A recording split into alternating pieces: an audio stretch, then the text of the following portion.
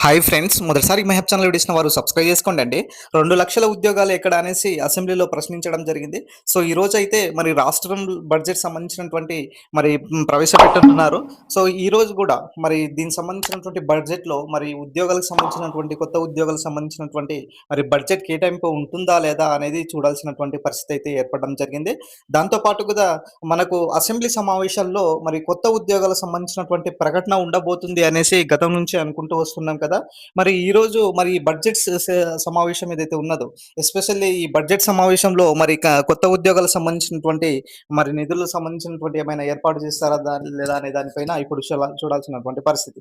అయితే వాస్తవానికి Telangana public service commission మరి ఓటీఆర్ సంబంధించినటువంటి ఏదైతే ఉన్నదో, యాక్చువల్‌గా మార్చ్ 25 వరకు ఉన్నది కదా! సో, ఈ మార్చ్ 25 తర్వాత మళ్ళీ ఒక 2, 3 నోటిఫికేషన్‌లు అయితే సిద్ధంగా ఉంటున్నాయండి. సో, డీఈఓ నోటిఫికేషన్ అయినా సరే, డిగ్రీ కాలేజ్ లెక్చరర్‌కి సంబంధించినటువంటి ఎఫ్‌బీఓ, తర్వాత మనకు ఎస్ఐపిసి సంబంధించినటువంటి నోటిఫికేషన్స్. సో, ఇలా మనకు వరుసగా ఉన్నాయి. సో, ఈ నేపథ్యంలో మరి ఖచ్చితంగా మరి ఉద్యోగాలకు సంబంధించినటువంటి ప్రకటన మరి ఈ అసెంబ్లీ సెషన్‌లో ఉండబోతుందా? లేదా? అనేసి కూడా చూడాల్సినటువంటి పరిస్థితి అయితే ఏర్పడడం జరిగింది.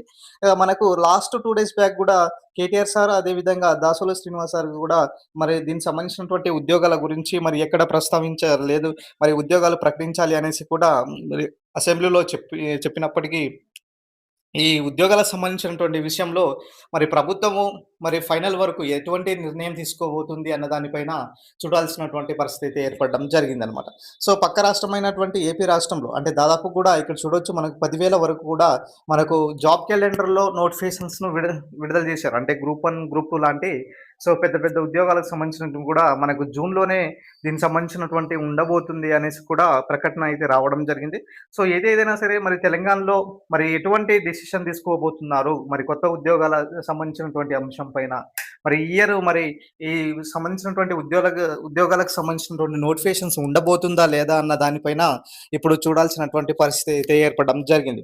సో, వాస్తవానికి దాదాపు కూడా మనకు చాలా రోజుల నుంచి అంటే అసెంబ్లీ సమావేశంలో కొత్త ఉద్యోగాల నుంచి చర్చ వస్తుంది అనేసి మనం భిన్న రకాలుగా చూస్తున్నాం. సోషల్ మీడియా అయినా సరే, తర్వాత వార్తాపత్రికల్లో వివిధ అంశాలైనా సరే. సో, ఈ నేపథ్యంలో మరి ఖచ్చితంగా మరి ఈరోజు ఈ రాష్ట్ర బడ్జెట్ సమావేశాల్లో మరి దీనికి సంబంధించినటువంటి ఉద్యోగాలకు ప్రకటన ఉండబోతుంది లేదా అన్న దానిపైన మనకు ఎప్పుడు వరకు తెలుస్తుంది సార్ అంటే, ఈ యొక్క అసెంబ్లీ సమావేశాల్లో ఎన్ని వరకు ఉండే అవకాశాలు దాకా చూడొచ్చు.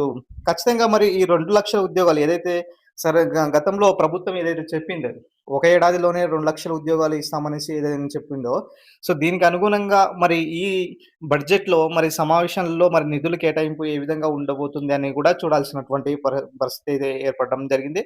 అదే విధంగా ఇది విడుదల చేసింది జాబ్ క్యాలెండర్ కాదు, ఉత్త క్యాలెండరే కదా అనేసి ఖాళీలపై శ్వేతపత్రం విడుదల చేయాలి అనేసి కూడా మరి అదే విధంగా గవర్నర్ ప్రసంగం పూర్తిగా సత్యదూరం అనేసి దాసోల శ్రీనివాస్ గారు ఇక్కడ ప్రశ్నించడం జరిగింది.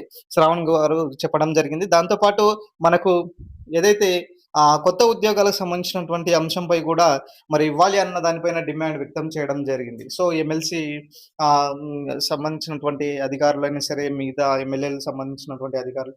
సో, ఈ విధంగా అందరూ గూడా మరి ఈ యొక్క అసెంబ్లీ సమావేశంలో చెప్పడం జరిగింది. సో, ఎటువంటి డెసిషన్ తీసుకోబోతున్నారు? మరి ఈ అసెంబ్లీ సమావేశంలో జాబ్ క్యాలెండర్ ప్రకటన ఉండబోతుందా? లేదా? అన్న దానిపైన ఇప్పుడు చూడాల్సినటువంటి పరిస్థితి అయితే ఏర్పడడం జరిగిందనమాట.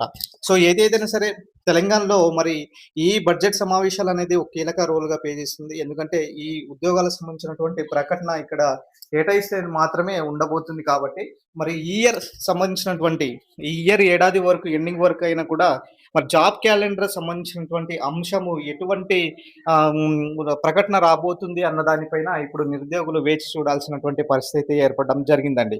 సో, ఇదే ఈరోజు సంబంధించినటువంటి టాపిక్. ఖచ్చితంగా ఈరోజు 12 గంటలకైతే మనకు బడ్జెట్ సంబంధించినటువంటి ఏదైతే అంశం ఉన్నదో ఖచ్చితంగా 3.36 లక్షలకు సంబంధించినటువంటి కోట్లతో దీనికి సంబంధించినటువంటి ఆర్థిక సంవత్సరానికి దీనికి ప్రవేశపెట్టనున్నారు. సో, ఇదే మనకు ఓవరాల్‌గా సంబంధించినటువంటి అప్డేట్ అండి.